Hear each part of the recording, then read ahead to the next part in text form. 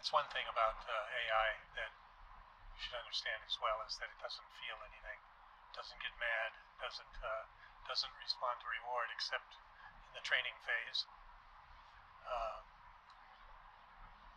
and then it's a number that she's happy with.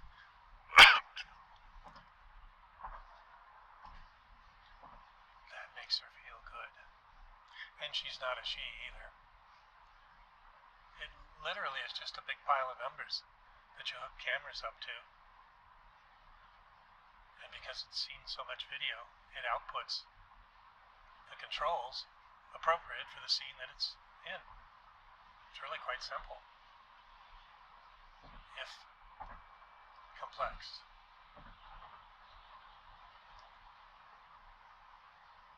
The reason I'm comfortable with it as a software developer, I've been programming computers since the Timex Sinclair.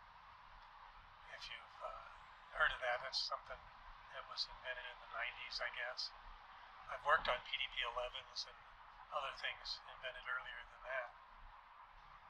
But I've worked on computers for a long time, and I never thought that self-driving would be possible because of the edge cases.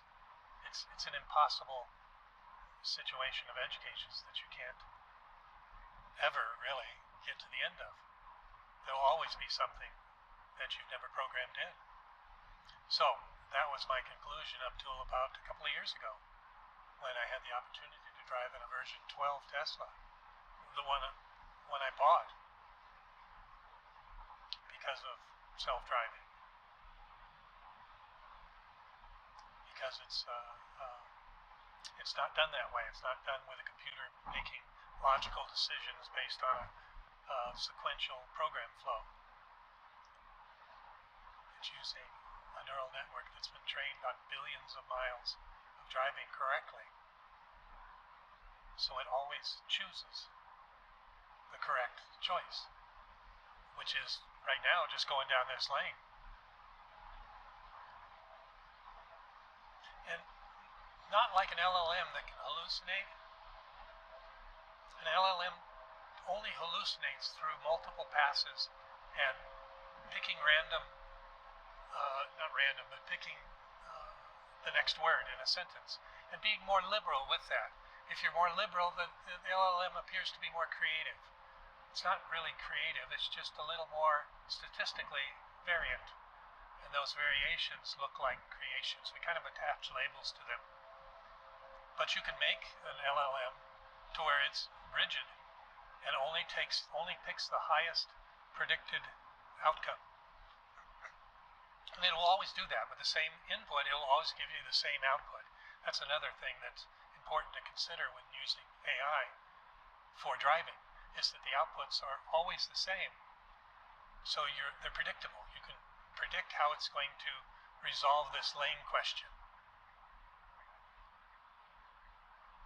Okay, here's our exit. Looks like we're getting off. I'm assuming it's our exit. She knows where we're going.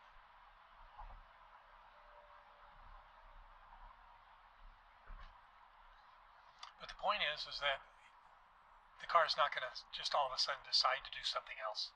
It's not deciding. It's choosing, if you will. It's choosing the proper course of action based on experience of billions of miles of correct driving. How it does that mechanically is pretty interesting too. Suffice it to say that it's just picking the most reasonable, the most logical decision based on the field of view laid before it. The proper course of action here is to exit this roundabout. So she did.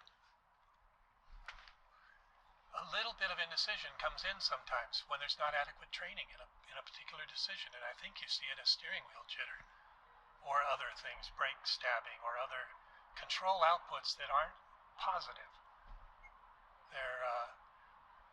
These decisions come every 36 sections of a second, or at 36 times per second you get an output, or somewhere in that region, depending on, I suppose, what the output is and what inputs are. But that's the clock rate, if you will, of the AI system, or of the system at whole.